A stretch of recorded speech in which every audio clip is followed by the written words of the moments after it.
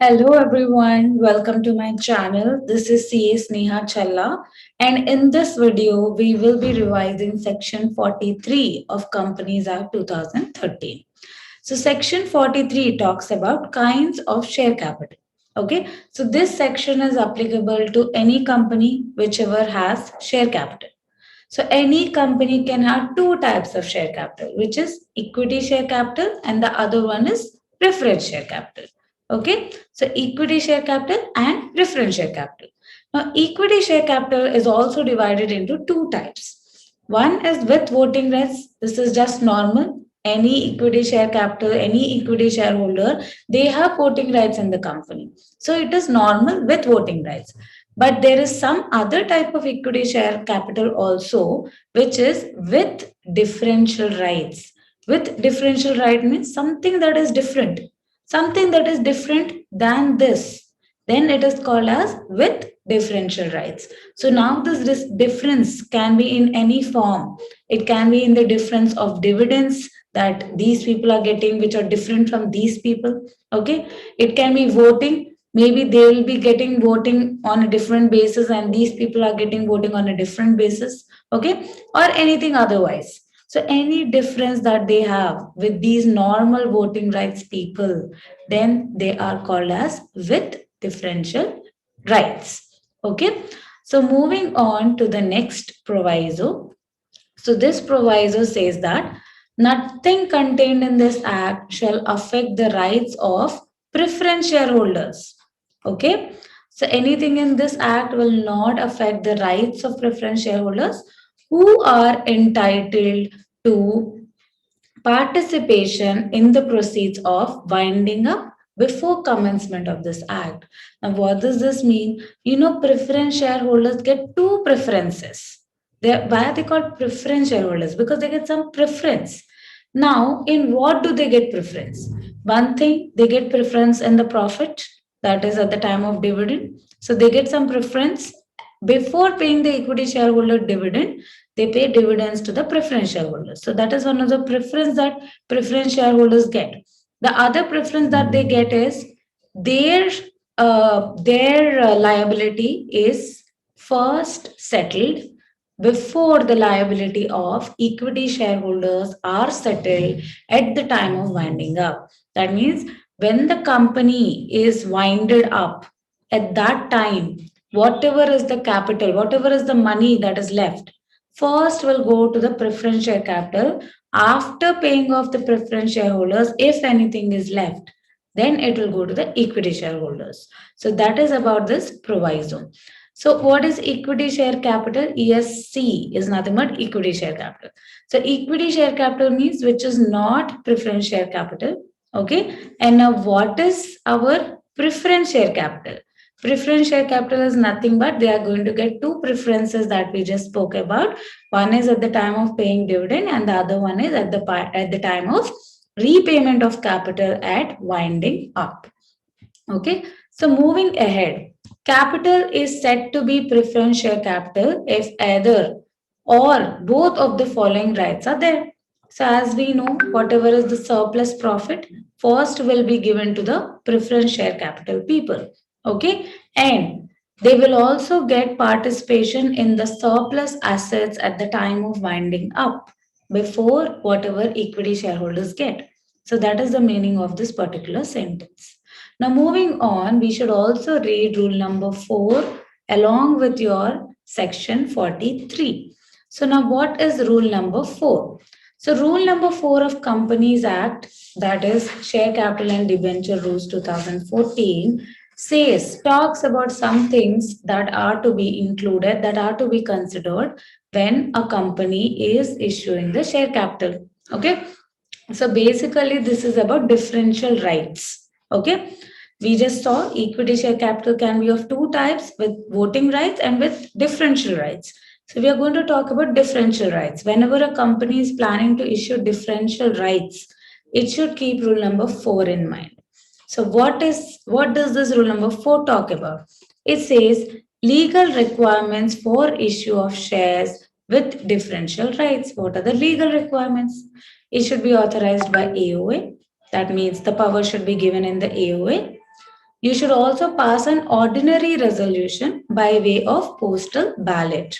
Okay, so ordinary resolution can be passed in a lot of ways, and one of the way is a postal ballot. So specifically for Rule 4, it is given that if you want to pass this OR, ordinary resolution, pass it through a process called postal ballot.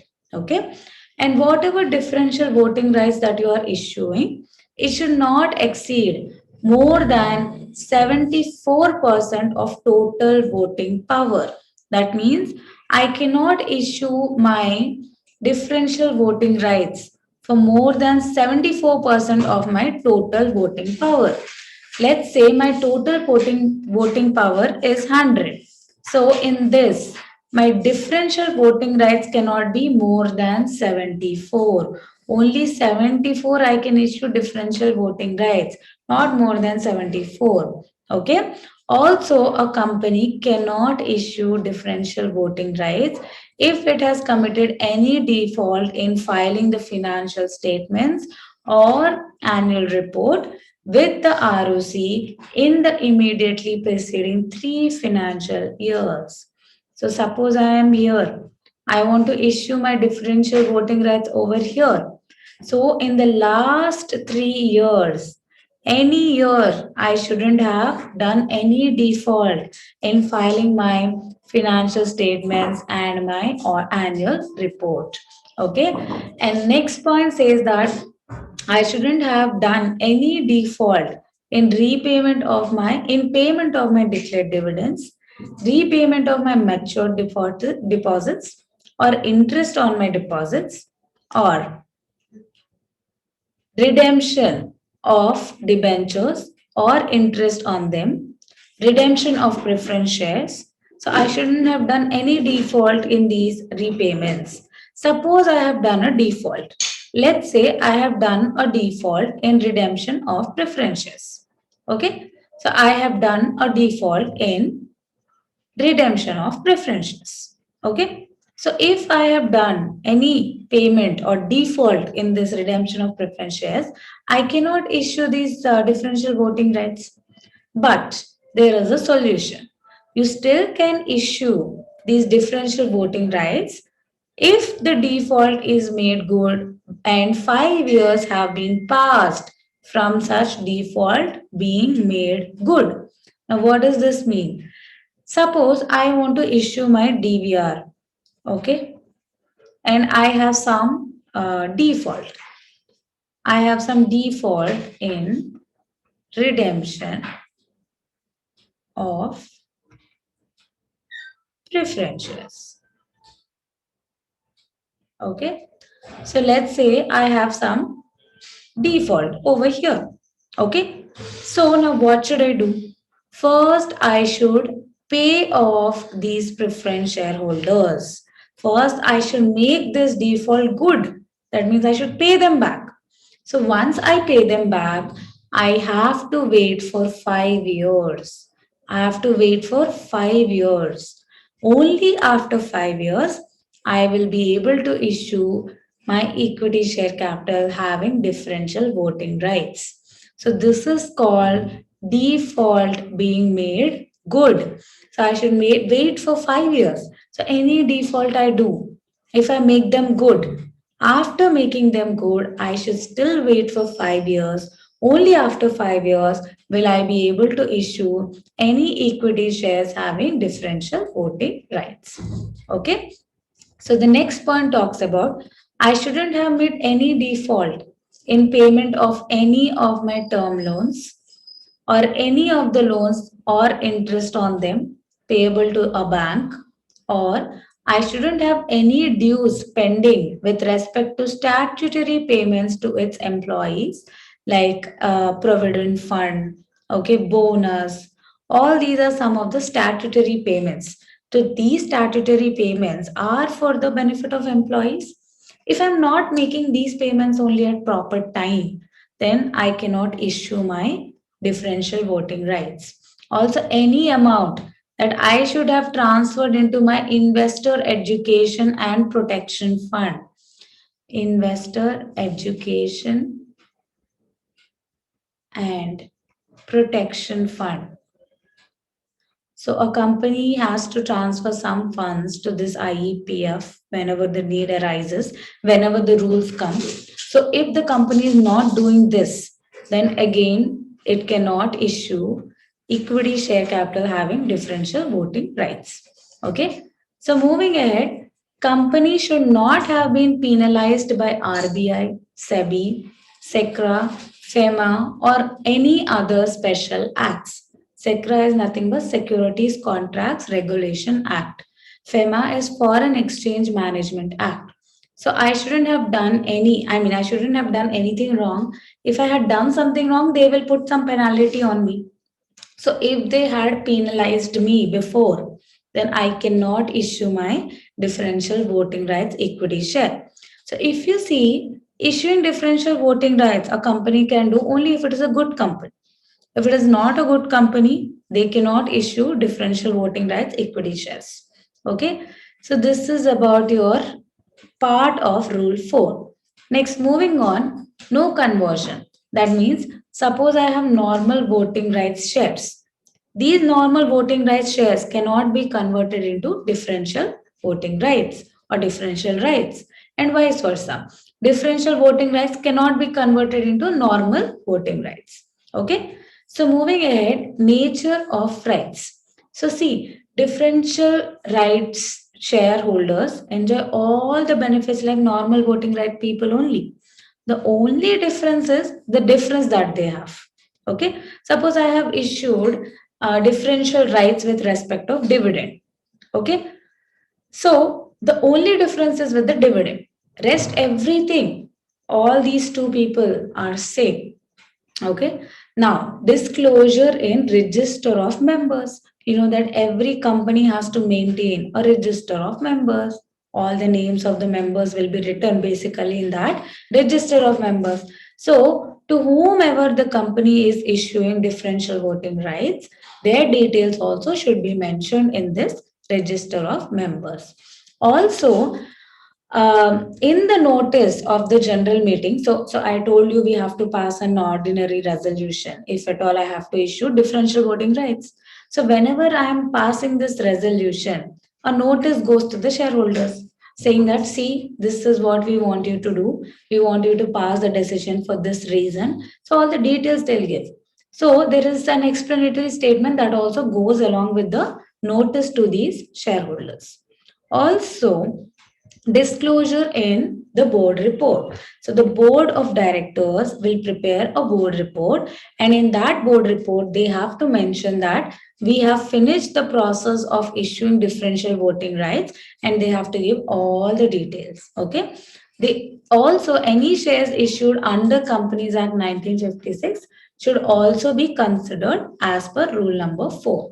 Also, here there is one important thing that you need to keep in mind.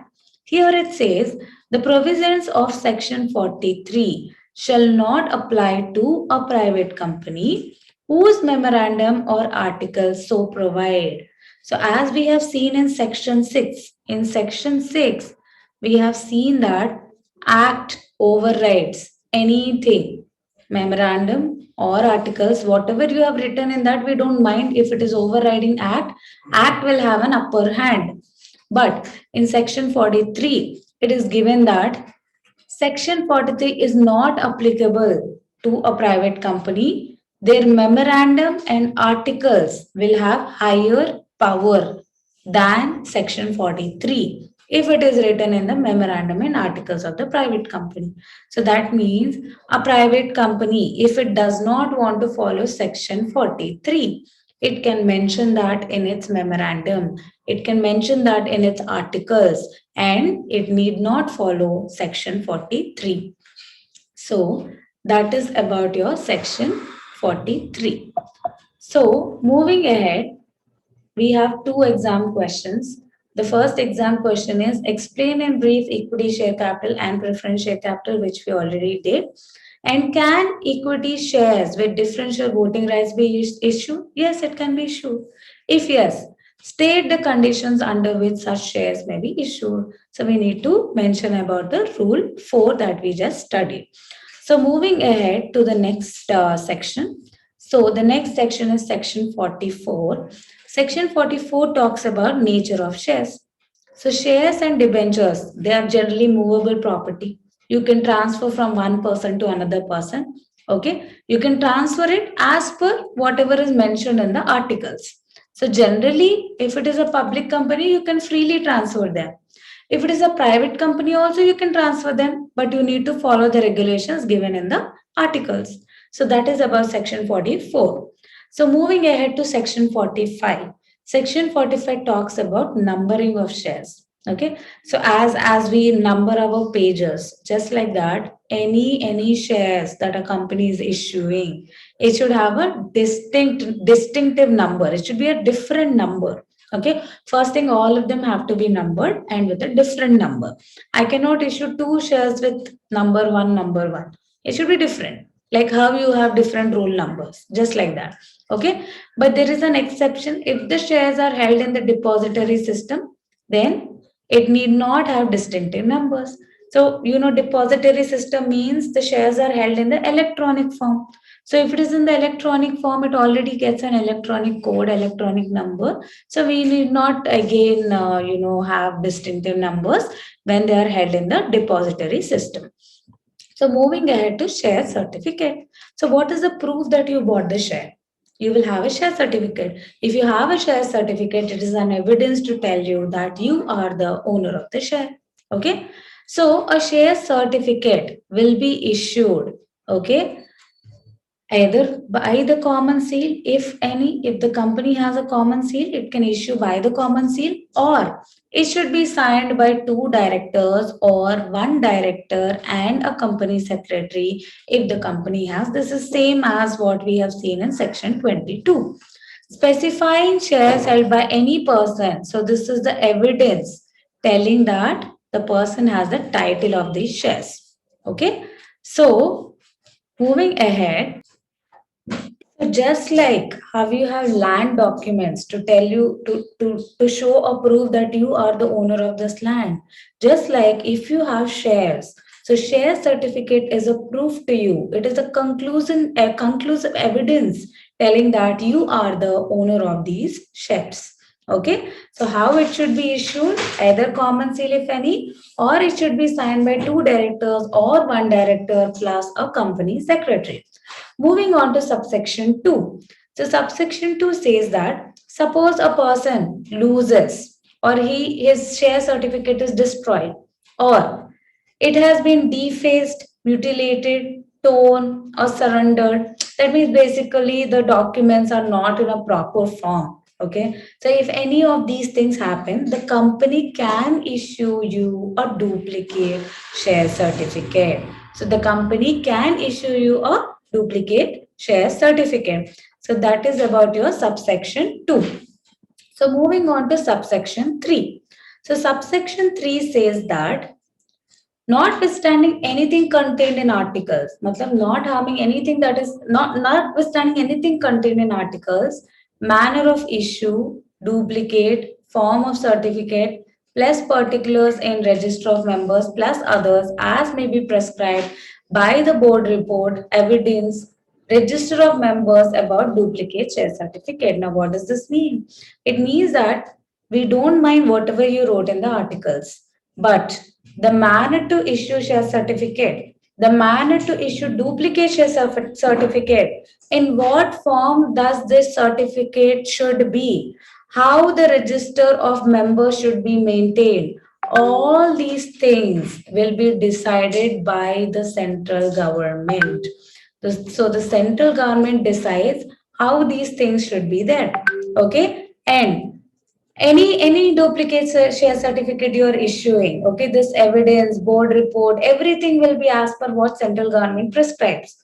And this, suppose I'm issuing a person a duplicate share certificate because he lost one of his share certificate, then in that case, in the register of members, I should mention this thing that I have issued a certain person a duplicate share certificate. So this also should be mentioned.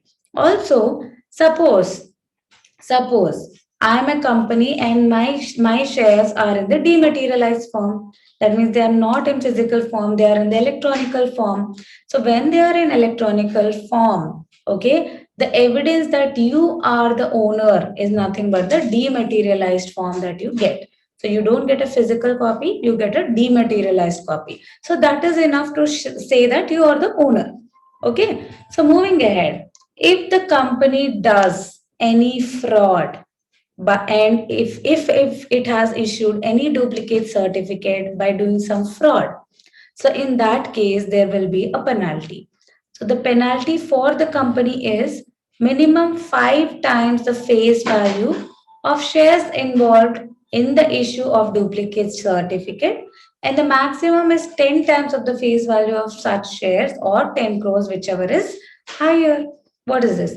For example, there is a person called A, okay, and he has 10 shares, okay, and the face value of each share is rupees 10.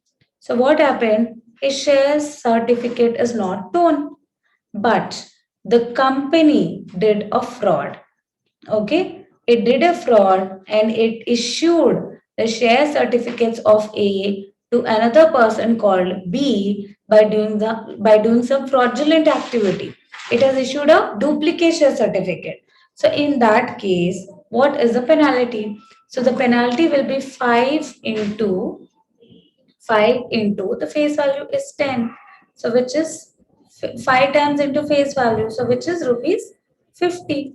Okay. The maximum is 10 into 10, which is rupees 100, or 10 crores, whichever is higher. So here 10 crores is the maximum in this case, and rupees 50, which is the minimum fine. Okay. And the officer, whoever is involved, see here there is a fraud. So whenever there is a fraud, we have the fraud section, which is section 447. So that person will be liable as per section 447. So this is about section 46. So let's see an examination question that has come. What is the law and procedure for issuing a duplicate share certificate under the provisions of the Companies Act in case the original share certificate is lost or destroyed? So, in case it is lost or destroyed, you can surrender this particular document if you have. Okay, if it is destroyed. If it is lost, also you can approach the company, you can give the evidence. Once you give the evidence that you actually lost, in that case, the company will issue a duplicate share certificate. So this is all that you need to write in this particular question. So here we have revised section 43, 44, 45, and 46. So I'll see you in the next video to continue more sections about Companies Act Chapter 4. Now, subscribe to this channel if you like the video.